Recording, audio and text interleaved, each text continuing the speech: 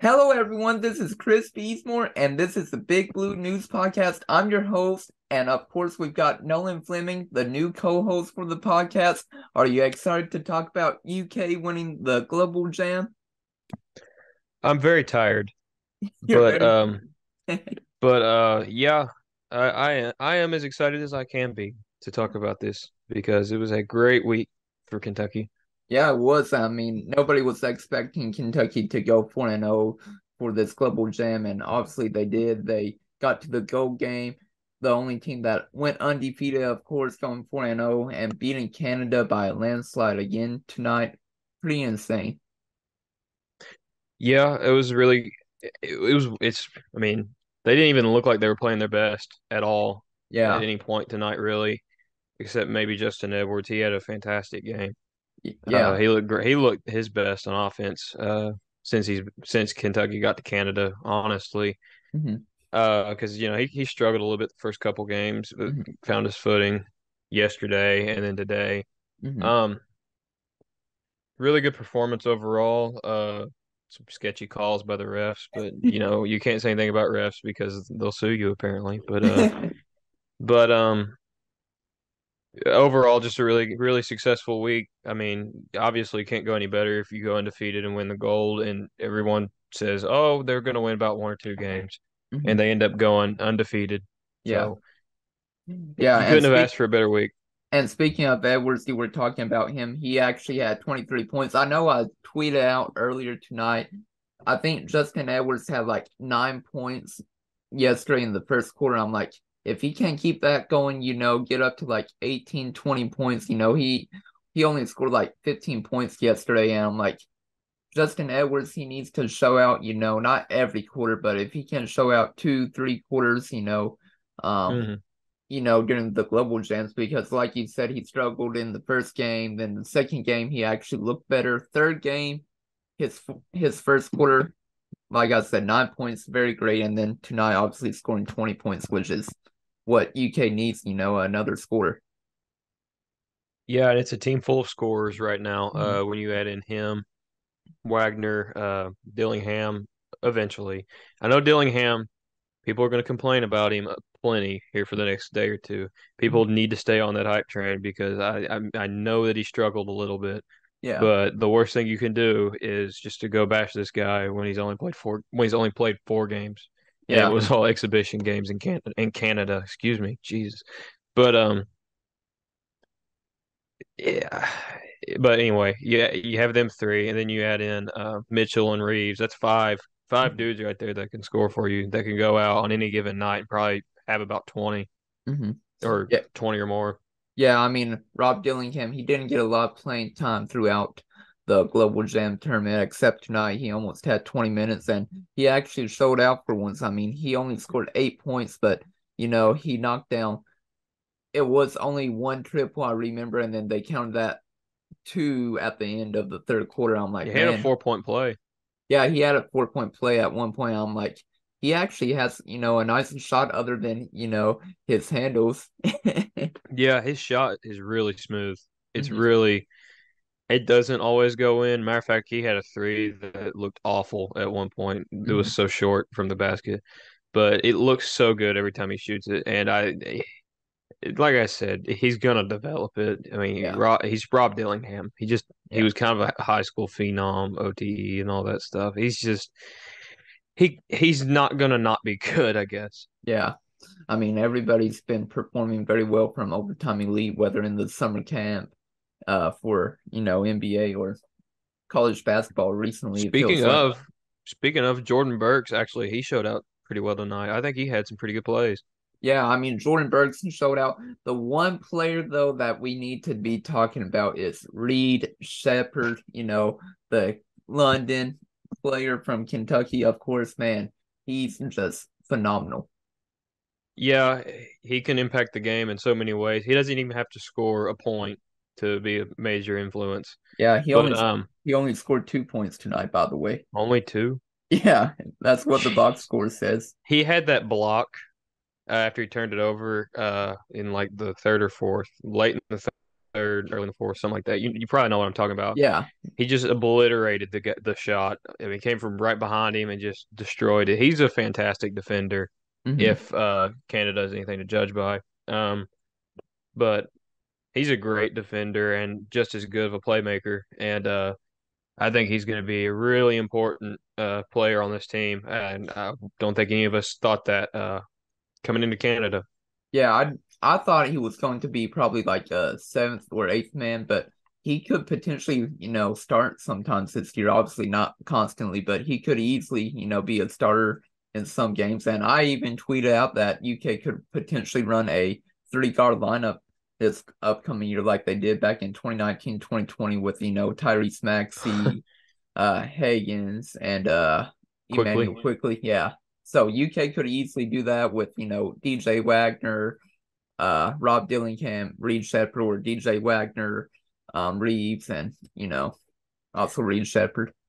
Well, that's the thing I didn't really think in the offseason up to this point was I didn't think that Shepard was going to ever play the one this upcoming year. Yeah. Now, I don't think he's ever going to play anything but the one if Hmm. he is a backup. I don't think Dillingham's going to be. I mean, Dillingham will run the point Yeah. probably at plenty, Hmm. but Reed Shepard's going to run the point as much, almost. I think Yeah. if they're both coming off the bench. Yeah, that's my opinion as well. I mean, like I said, I still think the starting lineup will be probably this upcoming year. I don't think Rob will probably start. I think it'll be Reeves. I think it'll probably be Wagner, Reeves, Edwards, Mitchell, and then if Bradshaw is healthy at the beginning of the year, Bradshaw. If not, so probably at the Yeah, five. they're not. He's not going to do the two 7-footers thing anymore. I don't think I it don't doesn't think. look like it. Yeah, If he's insane, he will. yeah, But just the way Mitchell played in Canada, I just don't think you can tell him, all right, you're going to be a rotational player. Come yeah, on, yeah. I you don't know. can't do that. Yeah, Coach Cal will definitely have some tough decisions to make towards the beginning of the year. Obviously, at the very beginning of the year, the starting lineup isn't official. Come by November, December, January, he'll actually, have an official like starting lineup, in my opinion. I think he will too. But in the long run, you know, plenty of people have talked about him already, but I think John Welch could potentially end up being one of the most important Hmm. additions to John Calipari's coaching staff, Yeah, maybe since he's been to Kentucky. yeah, Well, maybe. at I mean, least since he went and got Chin Coleman and Orlando yeah, back from in 2021, whenever that was. yeah. Getting also John Robick, early on, obviously he didn't stay on the staff the full time, and then I think there were complications with UK. I think letting him go or him getting fired. Obviously, we don't Right. know the full story. That story never came out, but like the year after COVID, he wasn't really like a part of UK anymore, and he was the person that actually, did the scouting reports, watched videotape. Kenny Payne was the person that, was always in the gym helping out the players. And I think John Welch could easily do a little bit of both. Obviously scout, the other team, watch film, and then also help, the players get better. It's quite obvious that Welch is, I don't know, you know, no one knows this for a fact, but he seems like he's the offensive coordinator of the team in a way. Offensive coordinator. Uh, and that's not like I said degrading Cal or anything. Mhm. I mean, I, I'll be honest. Like, I think Cal's a much better coach than everybody tries to act like just because of the last few years. But Yeah. his offense was getting old really quickly. Matter of fact, that was the downfall of last year's team was Yeah. the offense. And to see the offense in Canada be as modern and fast paced and you know not as many 15-foot jumpers Yeah. as there have been, that was beautiful. By the way, I love the fact that we're taking about two of those a game right now. Yeah. If we can keep that up, that would be great. I would buy a ticket to every game. You would buy But it. Yeah. yeah, I would. But the 15-foot jumper should never be your main offense. It should be a last resort. And I think the offense that they're running just Mhm. I think they can win Yeah. with it. I haven't felt that in a long time. Mhm. Yeah, I mean, like I said, I remember last year at a press conference I was at after the game. I think UK lost. It might have been against Kansas. I'm not for sure, but I remember like one of the reporters asked Coach Cal saying like, "You all shot like 23 mid-range shots. Was that like the goal, the game plan for that game?" And he's like, "We shot also like 20, 25 threes or 15 threes, this game. So obviously it wasn't all mid-range shots. So he had like a little snarky comment back at the reporter. But no, I'm happy that UK isn't shooting as many mid-range shots. I mean, we obviously saw a couple with Trey Mitchell, but mainly just attacking the rim or shooting threes. I mean, Coach Cal said early in the week that he's not really calling plays. He's allowing, his guards, to run the offense, whether that be, attacking the rim ISO or, trying to set up plays. Yeah, and you can tell that because like Wagner runs a lot of ISO. He's going to be obviously your ISO point, your ISO guard in general. But I think like I said, I don't necessarily think you should live and die by the three. I think, as a matter of fact, that's a bad idea. Alabama is proof of that. I know Yeah. they were good last year, but when they died by the three in the Sweet 16, they imploded Yeah. and they had Lost no 10 idea what to points. do and got killed. Yeah. But the I like the Or happy Arizona. medium. Who was it to? Was it San Diego State? It was San Diego State. I don't know why I said Arizona. Yeah. I'm thinking maybe. I couldn't remember either. I couldn't remember. Yeah. Yeah, Yeah, it was I San always Diego get State. that game and then the Houston Miami game mixed up. Yeah, it was San Like, Diego State. yeah, it's all a big, it's all a big time warp. But I like the idea like if you don't have a three, go for a layup or something like that. Get in the paint. Like, Mhm. there's no reason to just don't have a three. I'm gonna scoot in about 3 feet. I'm gonna shoot the third. I'm gonna shoot a 20-foot two Yeah. pointer. Like Yeah. that's stupid.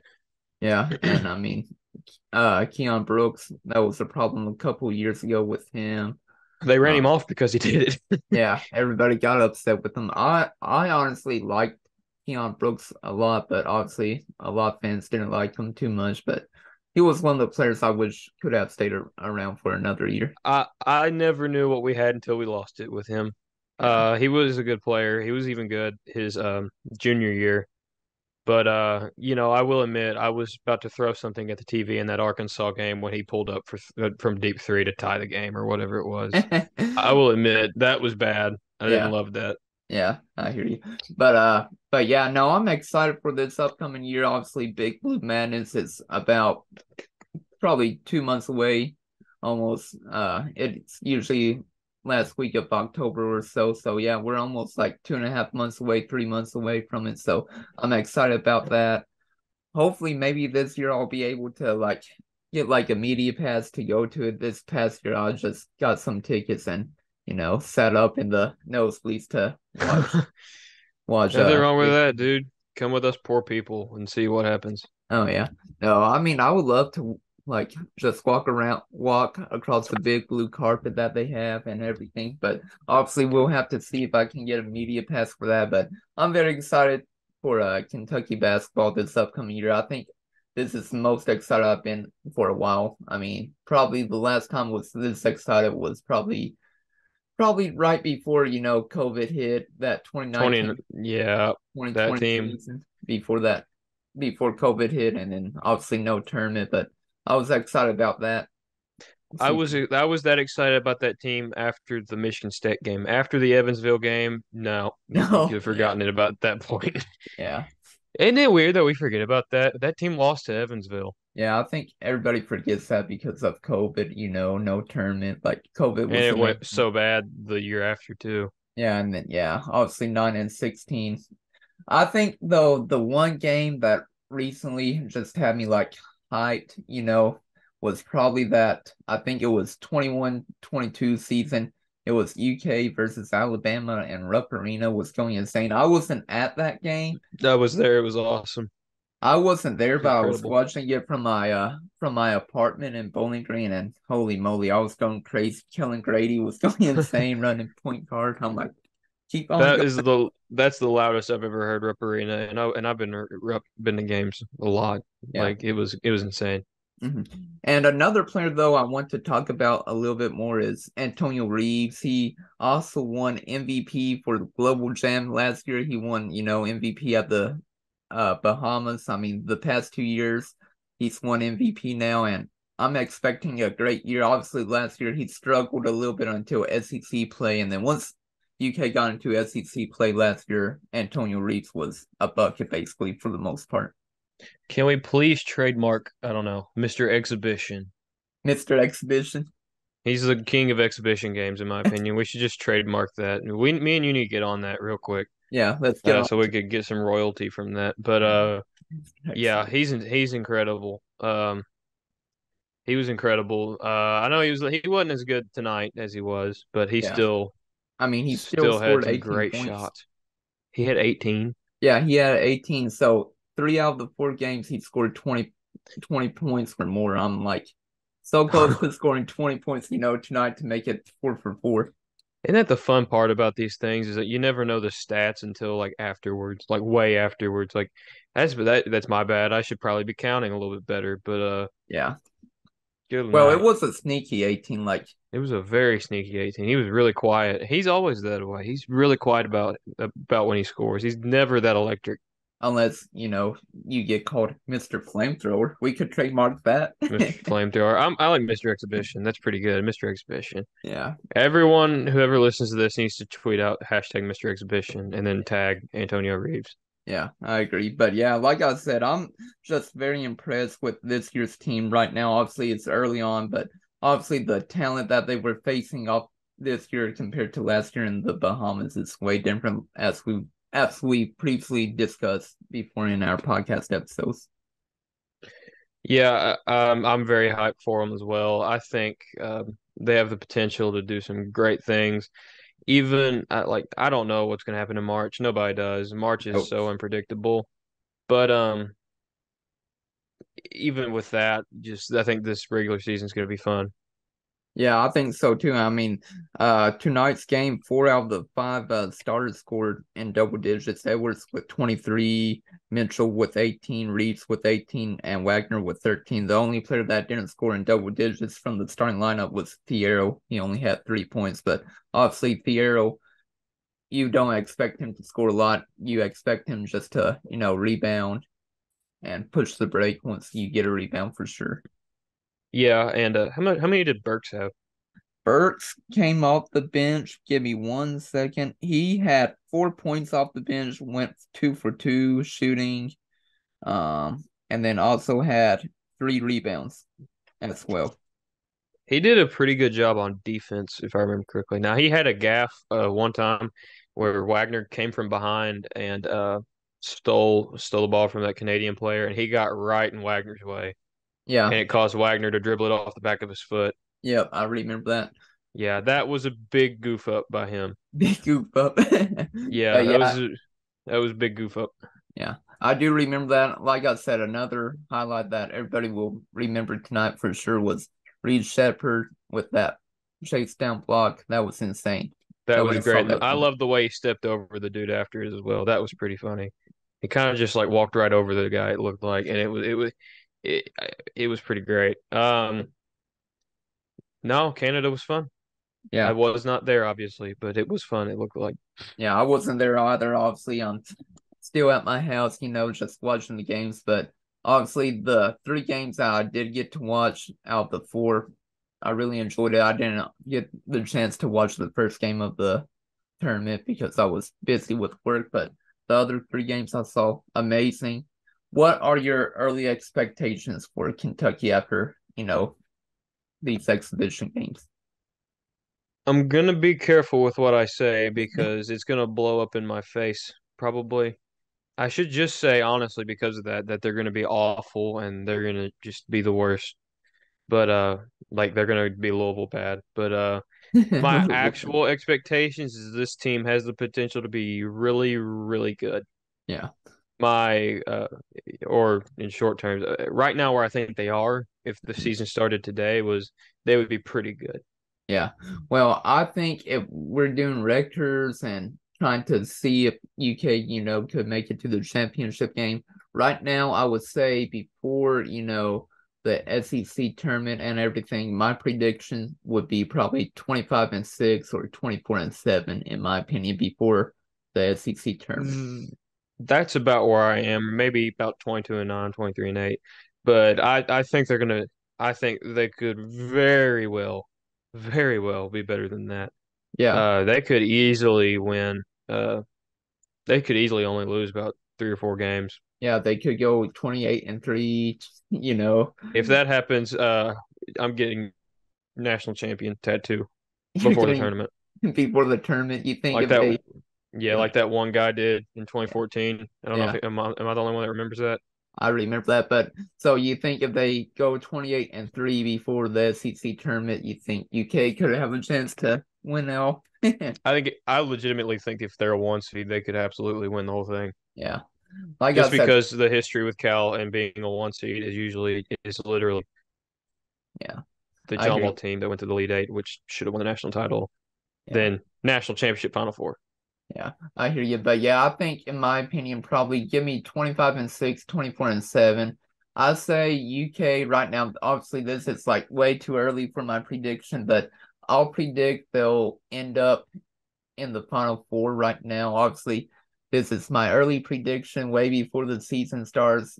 Things can change, in what, 3 months from now before the Oh season yeah, starts. Obviously, that could happen because, Aaron Bradshaw couldn't play, potentially Ukanoian. So, something insane very well could happen. There could be something just absolutely unheard of happen, and then we lose it like half the team or something. yeah, I mean, Alex Poitras, one of the reasons why UK didn't win all was because he tore his ACL, during the practice. Oh yeah, and it's weird how the slightest thing can end up costing you in the very end. Yeah, Where they didn't seem to miss Poitras that bad when he got hurt. yeah, Right after he got hurt, they still went undefeated. But yeah. like you said, I think he plays, they win. Yeah, I think if he plays, UK wins because that's another person He that was a they can great throw. defender. People forget that about him. He was a really solid Yeah, I defender, I think. mean UK could easily have thrown another body at Decker or Kaminsky, Yeah, easily. he would have been on Decker easily. Yeah, he Yeah, would have done a good job. yeah. But right now, as far as tournament wise, potentially Final Four national champion or national championship worthy. Right now, I say they're right about Sweet 16. Hmm. I say that their second weekend right now. Yeah. Um, we're at in the second weekend. I'm not 100% sure, but I'm gonna say Sweet 16 just to play it safe. Sweet 16. All right. I may change like my thinking right now. I said Final Four. I'll say Elite Eight. That'll be my like expectation right now. We have a pretty Before. bad history in the Elite Eight, so that's not crazy. Yeah, it's not crazy, but yeah, let's go with my prediction. I'll end with my prediction right now. We'll say 24-7 and Elite Eight, in my I think opinion. that's a very reasonable prediction. Obviously, not that would be the record before the SEC tournament starts and Right. everything. So Whether they win obviously, that is a totally different thing, honestly. yeah. I mean, if UK, I tweeted out right before this podcast. I said that's not the only championship UK is winning this year. So hopefully, I don't get a lot of blowback You uh might. from Freezing that cold tweet. takes might be looking for you eventually. Yeah, I'm not that big yet. I only have like 450 followers. Obviously, also follow Nolan on his Twitter, Nolan UKY27. Make sure, get him some followers, get him up to like 100 followers. We need Yeah, give me to 20. That would be pretty get him to incredible. 20 You know for what? sure. One guy follow me and we'll get to 15. We're on the Yeah, road to 15 here, people. yeah, come on, everybody follow him. But I think that's all I have for tonight's podcast. Do you have anything else you would like to add, Nolan? Stay sober, go big blue. That's about it. Yeah, stay sober, go Big Blue. I'm excited to see what UK can do this upcoming year. Obviously, we won't be talking Kentucky basketball mainly. We'll also be talking about football. We're still planning on getting some former Kentucky football players on this podcast. We're trying to get at least one former player on each episode to preview the game, basically. So that's going to be big. Hopefully, we can manage that. Hopefully, That would be great. I've been in contact with a couple of players. I mean, last year I had on my podcast. I had Max Duffy on there, Steven Johnson as well. So obviously we're working on getting guests right now, and I think this upcoming year could be big for us and also for all of Kentucky sports. Yeah, we're gonna take the world by storm. Yeah, take over by storm. Going to be bigger than KSR for sure. No, we're not. It's No. not. We'll never even be close. We'll never sniff it. Yeah, for sure not. But obviously, thank you all for watching or listening to this podcast, whether you're, watching on YouTube or listening on Apple Podcast or Spotify. But thank you all for that. And hopefully UK can have a great upcoming year. Yeah. Yeah. Peace. All right. Peace out, everybody. Have a good rest of your night or morning whenever you all are watching it, and go Big Blue.